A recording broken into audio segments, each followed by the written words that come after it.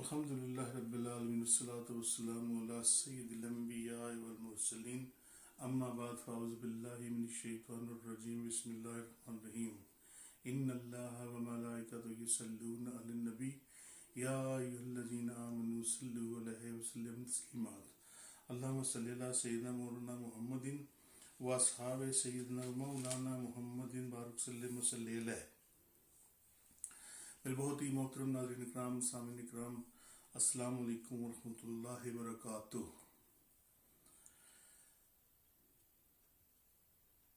ہمیں سچا عاشق رسول بننا چاہیے۔ اس کے لیے ہمیں سب سے پہلے نبی مکرم صلی اللہ تعالیٰ علیہ وسلم کی سیرت پڑھنے کی ضرورت ہے۔ اس کے بعد نبی کریم صلی اللہ تعالیٰ علیہ وسلم کے صحابہ کرام کے بارے میں کچھ معلومات حاصل ہونی چاہیے کہ وہ کیسے سچے عاشق رسول تھے۔ اب ہم اگر یہاں سے کسی سے پوچھیں، اپنے معاشرے میں اپنے بھائیوں سے، دوستوں سے، تو یقیناً جواب ملے گا کہ جی ہم اس میں شک والی کوئی بات نہیں ہے، ہم تو ہیں ہی سچے عاشق رسول۔ تو اگر ان سے کہا جائے کہ اگر آپ سچے عاشق رسول ہیں تو پھر نبی کریم صلی اللہ تعالیٰ علیہ وسلم کی سنت مبارک چہرے پر رکھ لیں تو ایک دم سے بحث شروع ہو جائے گی کہ ابھی ہم نیک نہیں ہیں، ابھی ہم اس مقام پر نہیں پہنچے کہ ہم یہ داڑھی رکھ سکیں۔ تو میں ان سے یہ کہوں گا کہ بھئی اگر آپ اس سنت پر عمل کریں گے تو آپ کی آگے بھی بخشش ہے، اس کا صلہ اجر آپ کو آگے بھی ملے گا۔ بس ایک داڑھی مبارک کو لے کے بہت سی بحث شروع ہو جاتی ہے، بہت سے معاملات شروع ہو جاتے ہیں، جس سے بات بہت آگے تک بڑھ جاتی ہے اور ناراضگیاں پیدا ہو جاتی ہیں۔ کسی بچی کے لیے کوئی داڑھی والے کا رشتہ آ جائے تو پھر باتیں شروع ہو جاتی ہیں کہ نہیں، ہم نے داڑھی والے سے شادی نہیں کرنی، وہ داڑھی والا ہے، اس نے یہ ہے۔ اینی اللہ رب العزت کو سوچ سمجھنے کی، بولنے کی توفیق عطا فرمائے۔ نبی کریم صلی اللہ تعالی علیہ وسلم نے فرمایا سچ بولیں چاہے نقصان ہو جائے، سچ کا دامن تھامے رکھیں۔ نبی مکرم صلی اللہ تعالی علیہ وآلہ وسلم کا فرمان ذی شان ہے عورتوں کو پردہ کرنا چاہیے، کیونکہ عورت کا نام ہی پردہ ہے۔ لیکن آج کل اس کے برعکس ہو رہا ہے۔ اپنے معاشرے میں جا کے دیکھ لیں کہ عورتیں بازاروں میں جا رہی ہیں، پارکوں میں جا رہی ہیں، ریسٹورنٹوں میں جا رہی ہیں، ایک اپنے آپ کو نمائش کے طور پر پیش کرتی ہیں۔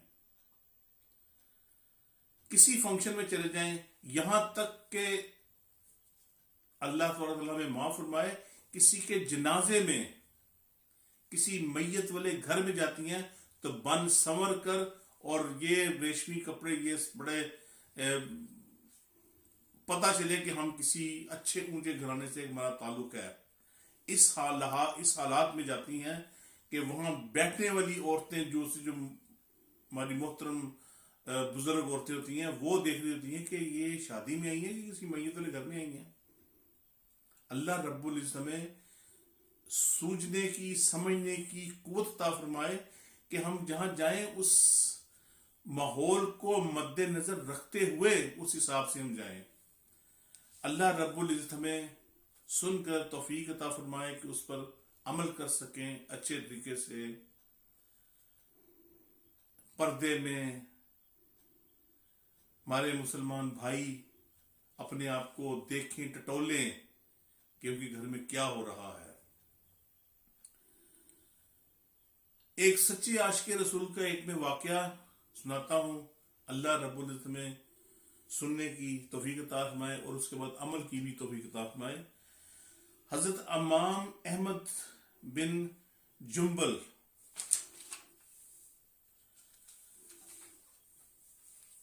بازار گئے اور ایک غلام خرید کر لائے۔ آپ نے فرمایا تمہارا نام کیا ہے؟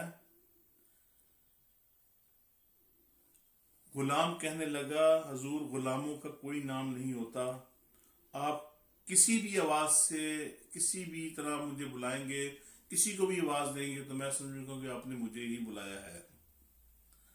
آپ فرمانے لگے تم کھاؤ گے کیا؟ وہ کہنے لگا حضور غلاموں کے نخرے نہیں ہوتے، جو ٹکڑا بچ گیا مجھے دے دیں، میں چپ کر کے کھا جاؤں گا۔ آپ فرمانے لگے یہ حجرے ہیں، ان میں سے کوئی پسند کر لو، جو تمہیں پسند آئے اس میں رہ لو۔ کہنے لگا حضور غلاموں کے نخرے نہیں ہوتے، آپ جہاں اشارہ کریں گے میں وہاں سو جاؤں گا۔ امام صاحب رونے لگے، فرمانے لگے اٹھ، تم میرے سینے سے لگ جا، تو غلام بننے کے قابل نہیں، تو میرا آقا بننے کے قابل ہے۔ اب یہ حساب لگا لیجئے کہ جو اللہ کے لوگ ہوتے ہیں، جو اللہ کو ماننے والے ہوتے ہیں، ان میں نخرے نہیں ہوتے، وہ ہوتے ہیں سچے عاشق رسول۔ اللہ رب العزت ہمیں سن کر عمل کی توفیق عطا فرمائے۔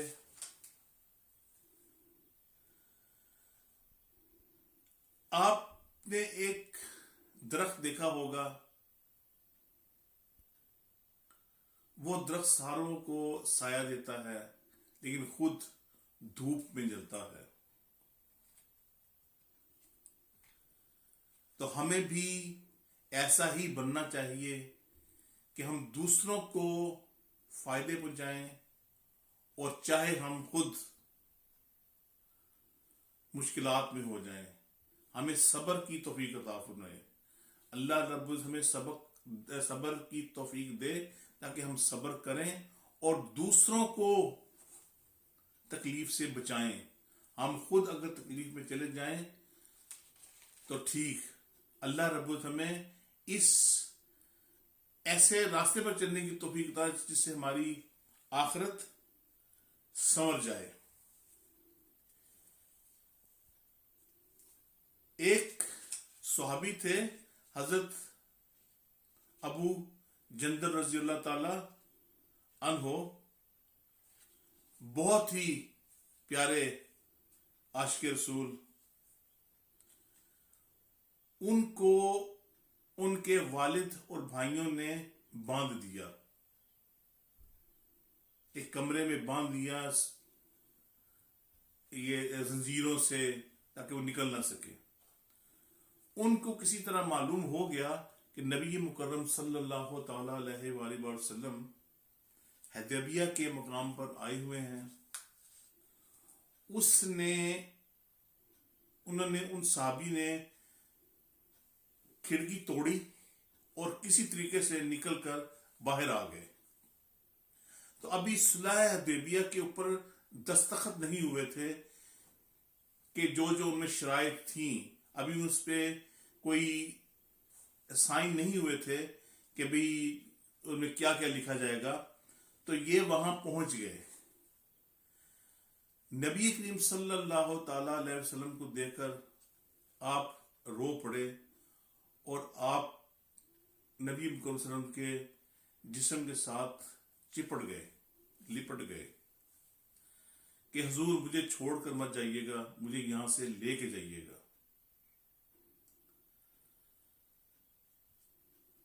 ابو سفیان آئے، انہوں نے کہا کہ یہ معاہدہ ہے صلح حدیبیہ کا، اس پر آپ سائن کر دیں، کیونکہ اس میں آپ جو یہاں ہیں وہ آپ کے ساتھ جا نہیں سکتے.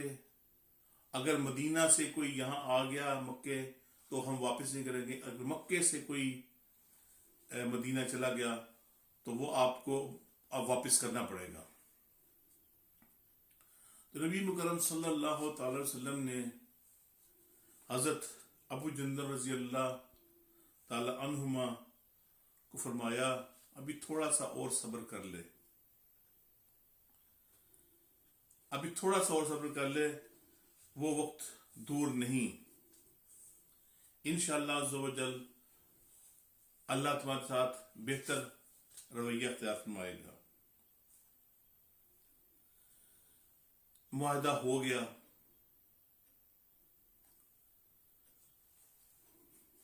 تو ابو سفیان نے کہا کہ آپ اس کو اپنے ساتھ لے کر نہیں جا سکتے, کیونکہ اگر آپ اپنے ان کو ساتھ لے گئے تو آپ وعدہ خلافی کریں گے. جبکہ حضرت ابو جندل بہت رو رہے تھے. جب نبی مکرم صلی اللہ تعالی علیہ وسلم نے حضرت ابو جندل سے فرمایا کہ ابھی اطمینان رکھو, صبر کرو, اللہ بہتر فرمائے گا, تو آپ چپ ہو گئے. آپ کے چہرے پر مسرت جھلک پڑی. تو آپ نے اپنے والد سے کہا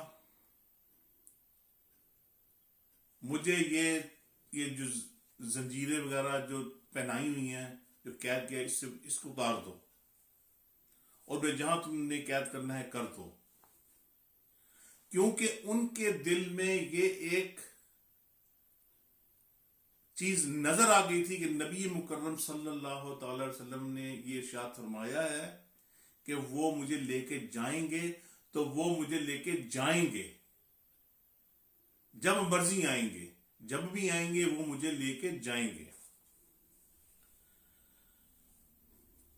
تو ایکچولی اس معاہدے کا آگے لانگ ٹرم پہ مسلمانوں کو ہی فائدہ ہوا,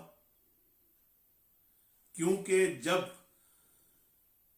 لوگ مکہ سے مدینہ کی طرف آتے تھے تو وہ مدینہ نہیں جاتے, کیونکہ انہیں پتا تھا کہ نبی کریم صلی اللہ علیہ وسلم ان کو واپس مکے بھیج دیں گے.